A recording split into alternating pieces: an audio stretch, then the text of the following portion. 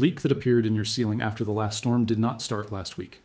I want you to understand that clearly and specifically because the timeline of how that stain appeared on your ceiling, the way it materialized after a heavy rain as though something had suddenly failed, creates a false impression that the failure was sudden, that the roof was fine until recently, and that what is needed is a repair to something that broke.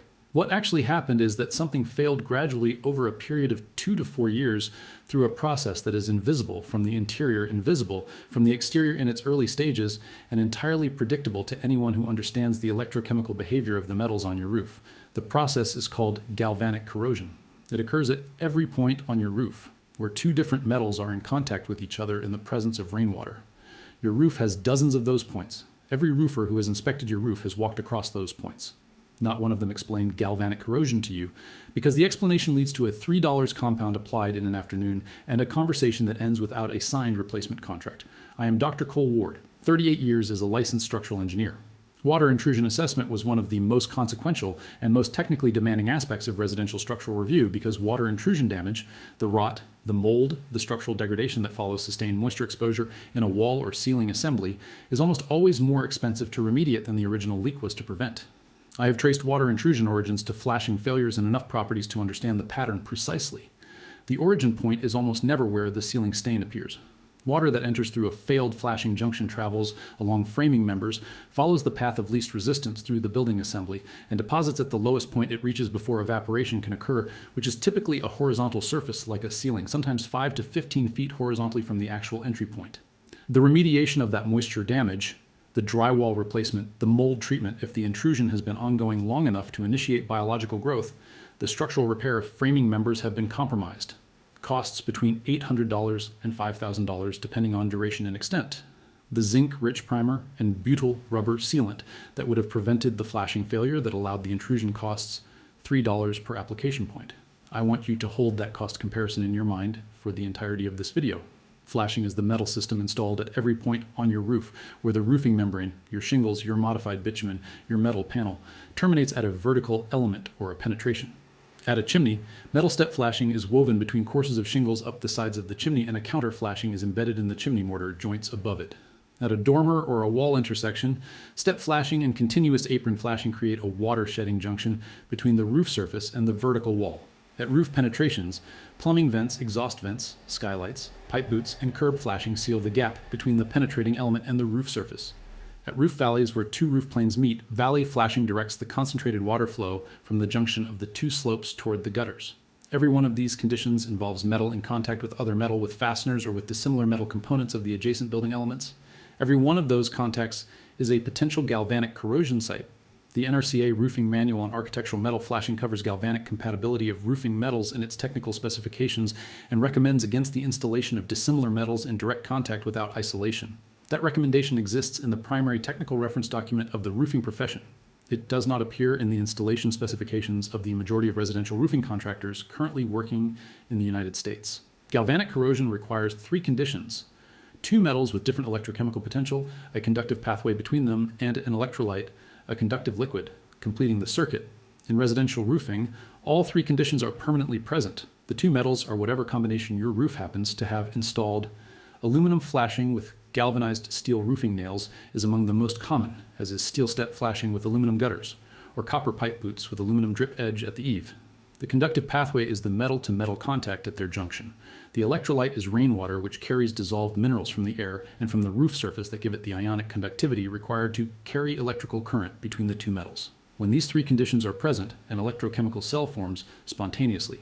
Current flows from the more electrochemically active metal, the anode, through the electrolyte to the less active metal, the cathode. The anodic metal gives up metal ions to the electrolyte. Those metal ions are the metal itself, dissolving. The corrosion of the anodic metal is the mechanism by which the electrochemical cell dissipates the potential energy difference between the 2 metals. ASM International's Metals Handbook on Corrosion documents the Galvanic series, the ranking of common metals by electrochemical potential, and the predicted corrosion rates at dissimilar metal junctions in various electrolyte environments. Aluminum is anodic to steel in the Galvanic series. Where aluminum flashing contacts galvanized steel fasteners in the presence of rainwater, the aluminum corrodes. The corrosion concentrates at the points of direct metal contact, the fastener holes, the overlap junctions, the points where the 2 metals touch. Those points are exactly where the flashing needs to be structurally intact to prevent water intrusion. Galvanic corrosion attacks the most critical structural points of the flashing system preferentially.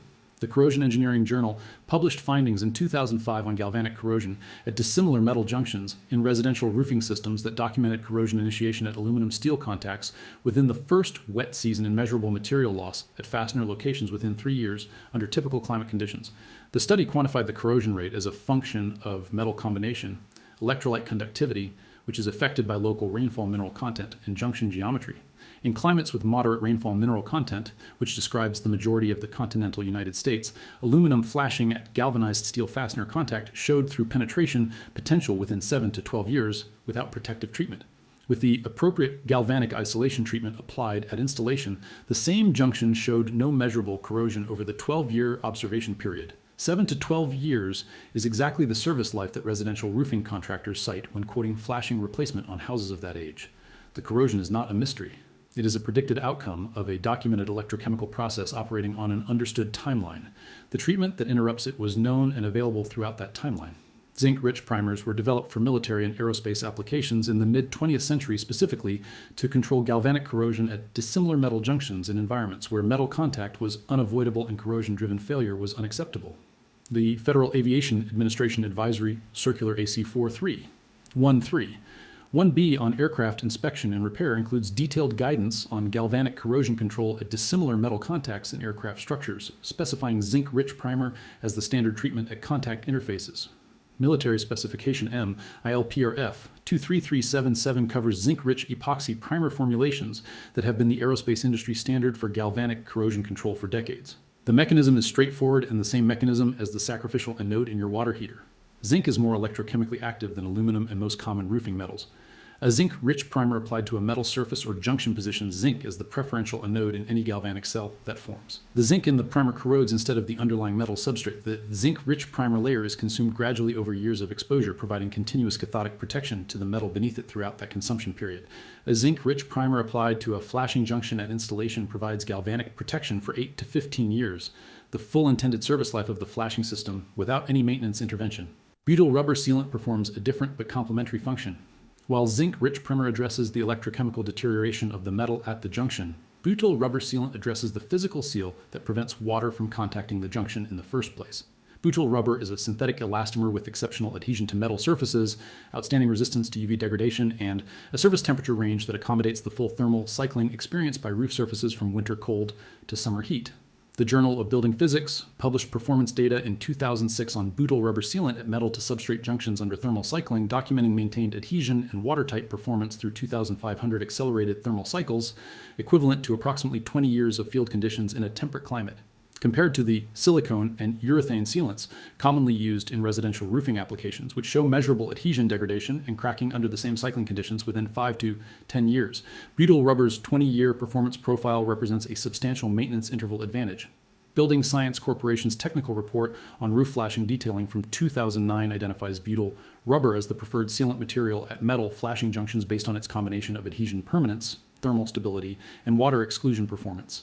That recommendation exists in the building science literature. It does not appear in the sealant selection guidance that residential roofing contractors apply to the tube of urethane caulk they carry in their truck. The specific products you need are a zinc-rich cold galvanizing compound or zinc-rich primer available at industrial supply stores, hardware stores, and online, and a butyl rubber sealant or butyl tape available at roofing supply distributors and hardware stores. For the zinc-rich primer, look for a product specifying zinc content above 90% by weight in the dry film.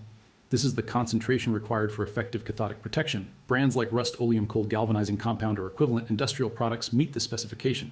For the butyl sealant, look for 100% butyl rubber formulation rather than modified butyl blends, which have lower UV resistance. A turn-on tape is a butyl-based product widely used in RV and roofing applications that performs well in this application and is available at hardware stores for $8 to $12 per roll, sufficient to treat a full set of residential roof flashings. The application sequence at a step flashing location, the most common flashing type at dormers and wall intersections, begins with cleaning the existing metal surfaces. Remove any existing caulk residue, oxidation products, and surface contamination using a wire brush and isopropyl alcohol wipe.